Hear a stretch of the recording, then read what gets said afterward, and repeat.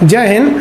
आप में से बहुत से लड़कों ने कमेंट कर करके ये बात पूछा कि सर तो एक रेगुलर जो जवान होता है उस जवान को पूरा परमानेंट अगर ड्यूटी दीजिएगा तो भर्ती से लेकर उसकी जितनी सैलरी बनती है, अलावेंस बनता है, भत्ते बनते हैं, उसको पेंशन होता है, वो सब मिलाकर अगर जोड़ दीजिएगा तो 11 करोड़ रुपए आते हैं। 11 करोड़। और अगर यही जवान अगर हम टूर ऑफ ड्यूटी के तहत लेते हैं तो 3 साल का है तो 3 साल में आप उसको कितना अलावेंस दे दीजिएगा, कितना खर्चा कीजिएगा। अब पेंशन का तो बवाले नहीं है, तो टोटल 90 लाख खर्च आएगा। तो हम यहाँ कैलकुलेशन इजी करने के लिए 1 करोड़ लिख दिए, मान के चलिए 1 करोड़ आएगा। तो सोचिए जो रेगुलर जवान है वो 11 करोड़ और जो टूर ऑफ ड्यूटी पे आ रहा है 1 करोड़, यानी एक जवान पर कितना बचेगा, हमको 10 करोड़ बचेगा। दूसरा, ये तो पैसा बच ही गया, दूसरा ये जो फुल समय ड्यूटी करेगा, जैसे मान लीजिए कि हम ही आर्मी में भर्ती हो जाए तो अभी हम अच्छे से ड्यूटी कर सकते हैं, लेकिन 10 साल बाद क्या बुढ़ा जाएगा आदमी, अच्छे से नहीं ना ड्यूटी हो पाएगी, उतने बेहतरीन ढंग से नहीं हो पाएगा जितना कि यंग आदमी कर सकता है। तो इससे डबल फायदा टूर ऑफ ड्यूटी से। एक जवान के पीछे 10 करोड़ बच गया और सेना पूरी तरह जवान है, एकदम यंग है। समझ में आएगी ना? तो ये हो गया इससे फायदा। अब देखिए जरा ध्यान से, स्टार्टिंग हम लोग ट्रायल जो करने जा रहे हैं, शुरुआत में हम लोग 1000 सैनिकों को भर्ती करेंगे। तो देखिए बेनिफिट क्या होगा, हम 1000 सैनिकों को भर्ती करने जा रहे हैं। एक सैनिक पर कितना बेनिफिट है, 10 करोड़ का, तो 1000 पर कितना हो जाएगा, उसमें 10 से गुणा कर दीजिए, 10,000 करोड़। 10,000 करोड़ की बचत आ जाएगी, क्योंकि एक सैनिक पर हमारा बचत हो रहा है 10 करोड़ का, तो 1000 सैनिकों पर बचत कितना हो जाएगा, इसमें 10 से गुणा करेंगे तो 10,000 करोड़ का बचत हो जाएगा हम लोग को। अब इस बचत से 10,000 करोड़ से हम आधुनिक हथियार खरीद सकते हैं, आर्टिलरी खरीद सकते हैं, हेलीकॉप्टर खरीद सकते हैं। आप खुद सोचिए ना, 126 राफेल जहाज़ों की ज़रूरत थी, आ कितना रहा है, केवल 36, यानी 90 जहाज़ अभी कम आए हैं।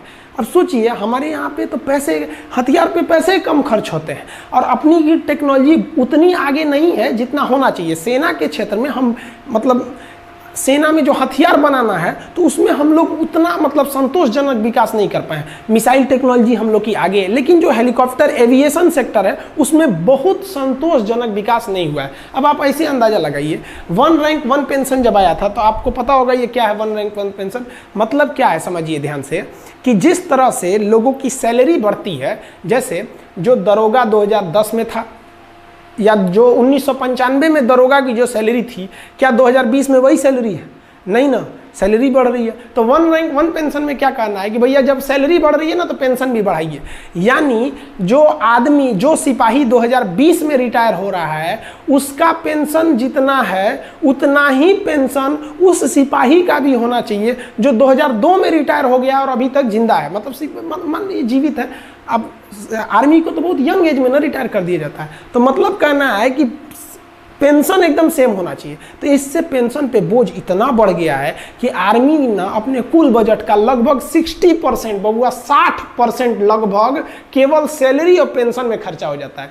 यानी जो आर्मी को पैसे मिलते हैं उस पैसे का 60% सैलरी या पेंशन में खत्म हो जाता है। बाकी में आपका डीजल का खर्चा है, ये वगैरह वगैरह खर्चे हैं, तो बहुत कम खर्च हो पाते हैं हम लोग का।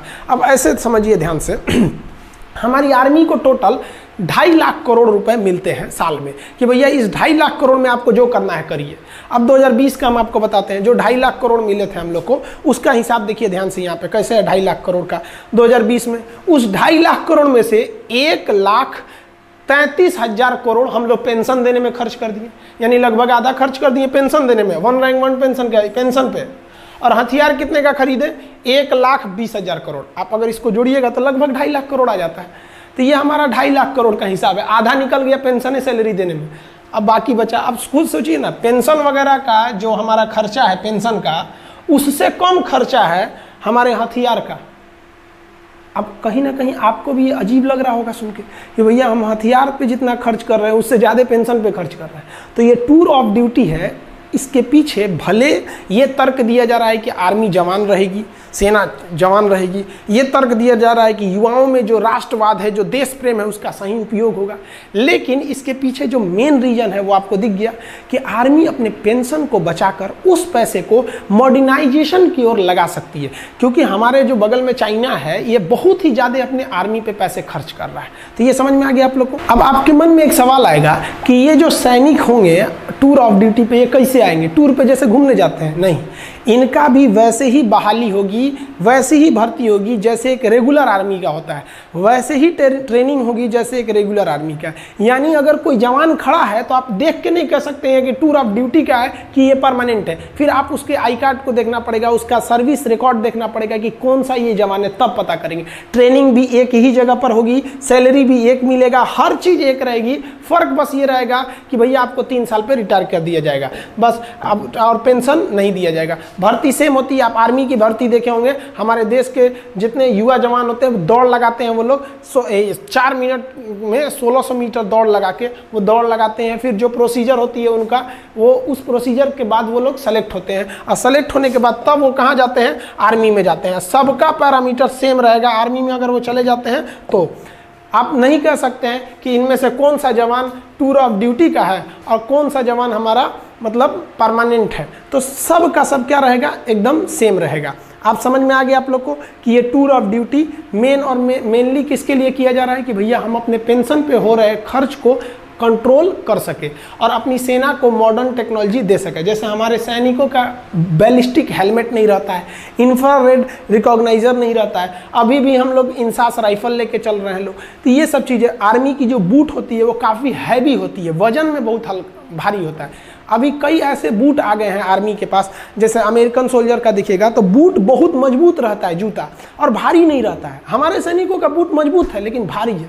तो भैया उसके लिए क्या चाहिए, पैसे चाहिए। तो हम लोग का आधा पैसा तो सैलरी पेंशन पे ख़त्म कर दे रहे हैं। तो आई होप आप समझ गए होंगे टूर ऑफ आर्मी का। बाकी आर्मी में हथियार वगैरह कौन से होते हैं, कैसे आप देख सकते हैं, देख के कैसे पहचान जाएंगे कि AK-47 है कि SLR है कि 303 है कि इंसास है, पिस्टल, माउजर, इस सब में क्या क्या डिफरेंस होता है, इस सब के बारे में हम आपको वीडियो बना देंगे। बहुत से लड़के कर रहे हैं प्लेलिस्ट बनाने के लिए, तो उसको भी बना देंगे, और प्लेलिस्ट में हम आपको डिफेंस में आपको हर एक चीज़ हथियार वगैरह के बारे में भी समझा देंगे, ताकि युवाओं के प्रति एक जिज्ञासा रहती है कि हमारी आर्मी क्या कर रही है। आई होप आप समझ गए होंगे। समझ में आया। एक सैल्यूट हमारे भारत के वीर जवानों के लिए। जय हिंद।